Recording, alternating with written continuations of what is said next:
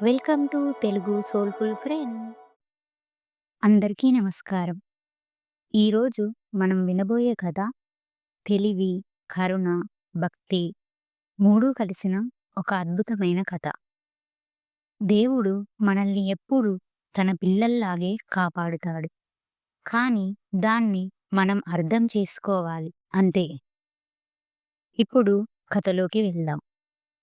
ఒకరోజు అక్బర్ మహారాజు గారు తన ప్రియమిత్రుడు, మహాబుద్ధిమంతుడు అయిన బీర్బల్‌ను కొంచెం సరదాగా ఆట పట్టించాలని అనుకున్నారు. అక్బర్ గారు బీర్బల్‌ను చూసి ఇలా అడిగారు. బీర్బల్, నాకు ఒక సందేహముంది.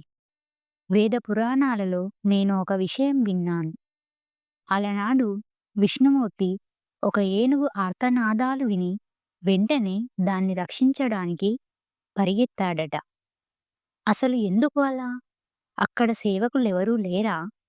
వాళ్ళను పంపిస్తే సరిపోదా? అని ప్రశ్నించారు. బీర్బల్ చిరునవ్వుతో నమస్కరించి ఇలా అన్నాడు. సామ్రాట్, మీ సందేహం చాలా గొప్పది. కానీ దానికి సమాధానం సమయం వచ్చినప్పుడు మీకే అర్థమయ్యేలా చేస్తాను అన్నాడు. అక్బర్ ఆశ్చర్యపోయాడు. కానీ మౌనంగా ఉన్నాడు. అలా కొన్ని రోజులు గడిచాయి. ఒకరోజు బీర్బల్ తన తెలివిని ఉపయోగించాలని అనుకున్నాడు. అతను ఒక పనిమనిషిని పిలిపించాడు. ఆమె చేతిలో ఒక మైనపు బొమ్మ పెట్టాడు. ఆ బొమ్మ అచ్చు ఒక చిన్న శిశువు రూపంలో ఉంది. బీర్బల్ ఆమెతో ఇలా చెప్పాడు. ఈరోజు నేను మరియు మహారాజు గారు కలిసి తోటలో విహరిస్తూ ఉంటాం. ఆ సమయంలో నువ్వు అనుకోకుండా నీళ్లలో పడిపోయినట్టు నటించు.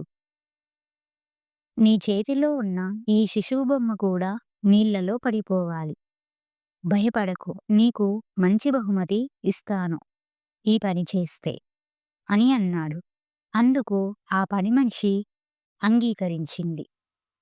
అలా సాయంత్రం అక్బర్ మహారాజు, బీర్బల్ ఇద్దరూ కలిసి రాజభవనం పక్కనే ఉన్న తోటలో నడుస్తూ ఉన్నారు. చుట్టూ పచ్చని చెట్లు, పూల సువాసన, అద్భుతమైన ప్రశాంత వాతావరణం. అంతలో అయ్యో! ఆ పనిమనిషి మడుగు దగ్గర కాలు జారి పడిపోయినట్టు నటించింది. ఆమె చేతిలో శిశువు బొమ్మ కూడా నీళ్లలో పడిపోయింది. అమ్మా! నా బిడ్డ! అంటూ ఆమె గట్టిగా కేక వేసింది.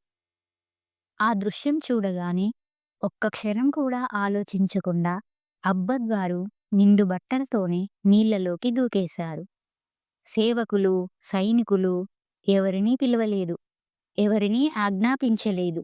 తానే ముందుకు వెళ్ళి ఆ శిశువు బొమ్మను కాపాడారు. ఆ సమయంలో బీర్బల్ మరుగుగట్టున నిలబడి శాంతంగా ఇలా అన్నాడు. మహారాజా, మీరు ఎందుకు ఇలా నీళ్లలో దూకారు? సేవకులను పిలిస్తే సరిపోయేది కదా అన్నాడు. అక్బర్ గారు క్షణం ఆగారు.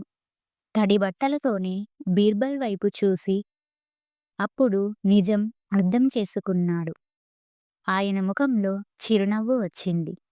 అక్బర్ గారు ఇలా అన్నారు. బీర్బల్, ఒక శిశువు ప్రాణాపాయ స్థితిలో ఉన్నప్పుడు ముందు వెనక ఆలోచించలేదు. ఇదే కరుణ, బాధ్యత, ప్రేమ అయి ఉంటుంది. ఇప్పుడు నాకు అర్థమైంది. విష్ణుమూర్తి కూడా తన భక్తుడైన ఆ ఏనుగును సేవకుల్ని పంపకుండా తానే పరిగెత్తి కాపాడాడు. ఎందుకంటే భక్తుడు దేవుడికి బిడ్డలాంటివాడు. బీర్బల్ వినయంగా తల వంచాడు. ఇందులో మనం అర్థం చేసుకోవాల్సిన విషయం, దేవుడు మనల్ని ఎప్పుడూ తన పిల్లల్లాగే కాపాడుతాడు. కానీ మనం ఆ విషయాన్ని నమ్మాలి, అర్థం చేసుకోవాలి, భక్తితో జీవించాలి. అపాయం వచ్చినప్పుడు సహాయం ఆలస్యం అయినట్టు అనిపించవచ్చు. కానీ దేవుని కరుణ ఎప్పుడూ మన దగ్గరే ఉంటుంది. ఈ కథ మీ మనసుకి ఖచ్చితంగా నచ్చింది అనుకుంటున్నా. ఈ వీడియో మీకు నచ్చితే దయచేసి లైక్ చేసి మీ ఫ్రెండ్స్‌తో షేర్ చేసుకోండి. ఇలాంటి మరెన్నో మంచి కథల కోసం తెలుగు సోల్‌ఫుల్ ఫ్రెండ్ ఛానల్‌ని సబ్స్క్రైబ్ చేసుకోవడం మర్చిపోవద్దు.